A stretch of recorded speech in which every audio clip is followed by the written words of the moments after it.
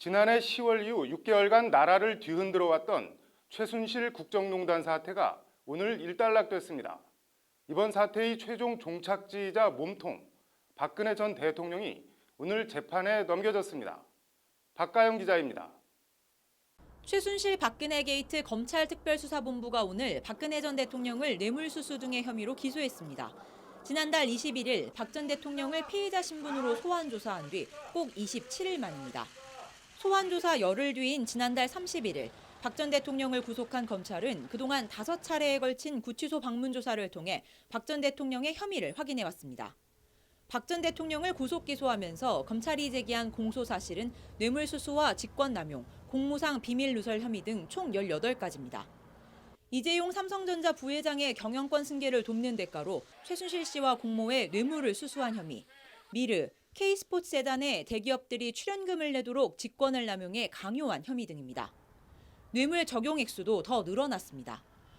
검찰은 박 전 대통령 구속영장에 삼성으로부터 받거나 받기로 약속했던 433억 원을 뇌물 액수로 특정했지만 오늘 재판에 넘기면서 롯데가 줬다가 돌려받은 70억 원도 뇌물수수 혐의에 추가했습니다. 검찰은 또 SK 측의 면세점 허가 청탁과 관련해 요구한 89억 원도 제3자 뇌물 요구 혐의로 추가했습니다. 이에 따라 박 전 대통령이 뇌물을 수수하거나 요구한 액수는 592억 원에 달합니다. 추가로 뇌물 혐의가 적용된 신동빈 롯데그룹 회장은 불구속 기소했습니다. 검찰은 그간 2차례 구속영장이 기각됐던 우병우 전 청와대 민정수석도 이날 보강수사 없이 불구속 기소하기로 해 제19 감싸기 비판을 면할 수 없게 됐습니다. 오늘 이들에 대한 일괄 기소로 국정농단 검찰 수사는 마무리됐습니다. 그동안 관련 혐의를 부인해왔던 박 전 대통령은 이제 법정에서 진실을 다투게 됐습니다. 법률방송 뉴스 박가영입니다. 전직 대통령에 대한 세 번째 구속 기소, 박가영 기자와 함께 좀 더 자세한 소식 알아보겠습니다. 박가영 기자가 스튜디오에 나와 있습니다. 박 기자, 오늘 보니까 검찰이 박 전 대통령을 기소하면서 수사 결과를 발표했는데 공소사실 요지를 보니까 박 전 대통령 공소사실이 모두 18개로 돼 있어요. 먼저 이 부분 좀 어떤 것들인지 간략하게 설명해 주시죠. 예, 검찰이 박 전 대통령에 대해서 구속영장을 청구할 때 적시한 혐의는 뇌물수수, 직권남용 등 총 13가지 혐의였습니다. 이게 박 전 대통령을 기소하면서 18개로 늘어난 건데요. 이를 공소사실 요지 순서대로 보면 재단 출연금 강제 모금, 개별 기업을 상대로 한 직권남용과 강요, 공무상 비밀 누설, 롯데그룹 관련 제3자 뇌물수수, SK그룹 관련 제3자 뇌물 요구, 삼성그룹 관련 뇌물수수, 문화예술계 직권남용과 강요, 하나은행 임직원 인사 개입 등 8가지 항목으로 정리할 수 있습니다. 많네요, 많기도. 그 하나하나 좀 볼까요? 일단 삼성그룹 뇌물수수부터 먼저 보겠습니다. 액수가 총 얼마로 적시가 됐나요? 예, 삼성 뇌물 관련해서 검찰은 공소사실로 3개를 특정했는데요. 정유라 승마지원, 한국동계스포츠영재센터, 미르, K스포츠재단 관련 3개입니다. 각 사안별로 보면 박 전 대통령이 최순실 씨와 공모해 최 씨의 딸 정유라 씨 말 구입비 등 승마지원 명목으로 213억 원을 지급받기로 하고 이 가운데 실제 77억 9,735만 원을 최 씨가 받은 것에 대해선 뇌물수수 혐의가 적용됐습니다. 한국동계스포츠영재센터 관련해서 최 씨가 삼성에 받은 16억 2,800만 원과 미르, K스포츠재단에 삼성이 출연한 204억 원은 각각 제3자 뇌물수수 혐의가 적용됐습니다. 이를 모두 더하면 삼성 관련 뇌물 혐의 액수는 총 298억 원에 달합니다. 그렇군요. 그런데 같은 삼성에서 같은 최순실 씨 측에 돈을 건넸는데 어떤 돈은 뇌물수수, 그리고 또 어떤 돈은 제3자 뇌물수수 이렇게 갈렸는데 이게 뭐가 다른 건가요? 예, 형법상 공무원이 직접 금품을 받거나 또 제3자가 받는 경우 2가지가 있습니다. 공무원이 직접 금품을 받는 경우를 단순 뇌물죄라고 합니다. 반면 공무원이 그 직무에 관하여 부정한 청탁을 받는데 이를 제3자에게 받도록 하거나 요구 또는 약속하는 행위는 제3자 뇌물이 됩니다. 즉 공무원이 뇌물을 직접 받는 게 아니고 다른 이에게 제공토록 하는 겁니다. 박 전 대통령의 경우엔 돈을 최순실 씨가 받았기 때문에 제3자 뇌물이 됩니다. 다만 여기서 제3자의 가족은 해당되지 않습니다. 공동정범이나 가족이 대신 뇌물을 받을 경우 제3자 뇌물이 아닌 그냥 뇌물죄를 적용하는데요. 박 전 대통령의 경우에 검찰이 어떤 돈은 최순실이 받았지만 이른바 가족 개념으로 박 전 대통령이 직접 받은 것으로 또 어떤 돈은 최순실 씨가 받게 한 것으로 해석됩니다.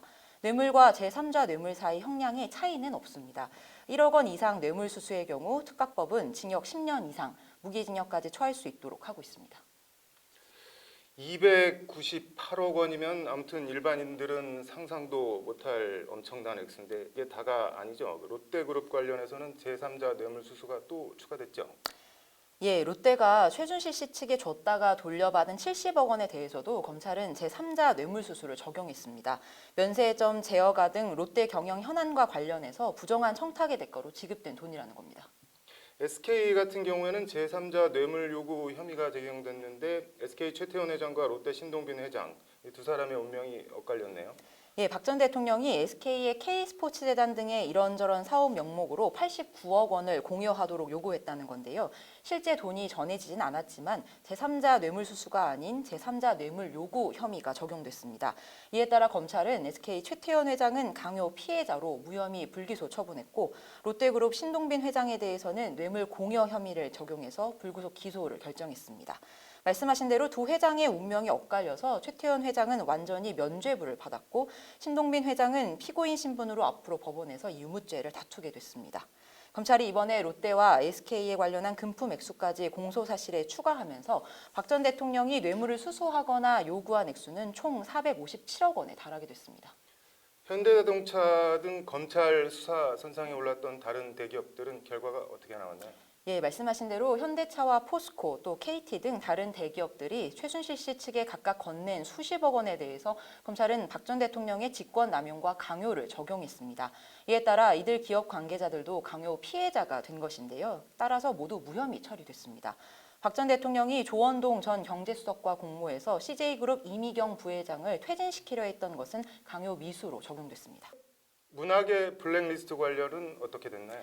예, 블랙리스트를 작성해서 문화예술계 지원 배제하고 또 이에 미온적이었던 문체부 고위 공무원 3명에게 인사조치를 했던 것, 또 최순실 측의 청부 감사에 적극 호응하지 않은 노태강정 문체부 체육장에 대해서 좌천시키는 것 등 3가지 모두 직권남용과 강요를 적용했습니다.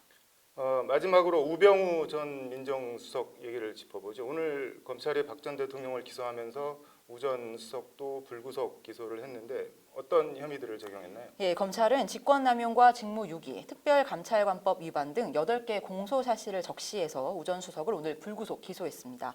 검찰이 공소사실 유지에 밝힌 8개 혐의는 지난번 검찰이 우 전 수석에 대해 청구한 구속영장 청구서에 적시된 혐의 그대로인데요. 잘 아시다시피 지난 11일 검찰영장이 범죄 사실에 다툼 여지가 있고 증거인멸의 염려가 없다는 등의 이유로 기각됐습니다. 당시에도 검찰의 제19 봐주기다, 또 부실수사다라는 비판과 성토가 쏟아졌는데요. 별다른 보강조사 없이 우 전 수석을 불구속 기소하면서 제19 감싸기 논란은 당분간 불가피할 것으로 보입니다. 또 당장 법원 안팎과 정치권에선 사실상 면죄부를 주겠다는 의미다라는 비판과 함께 검찰개혁의 당위성을 보여주는 사례로 앞으로도 계속 이게 사례로 들려질 것이다라고 주장하는데요. 이런 격앙된 반응들이 쏟아지고 있는 만큼 앞으로 검찰의 행보가 매우 중요할 것으로 보입니다. 박 전 대통령에 대한 재판은 두세 차례 준비 기일을 거쳐서 다음 달 9일 대선이 끝난 뒤 본격적으로 열릴 겁니다. 네, 잘 들었습니다. 수고했습니다. 박가영 기자였습니다.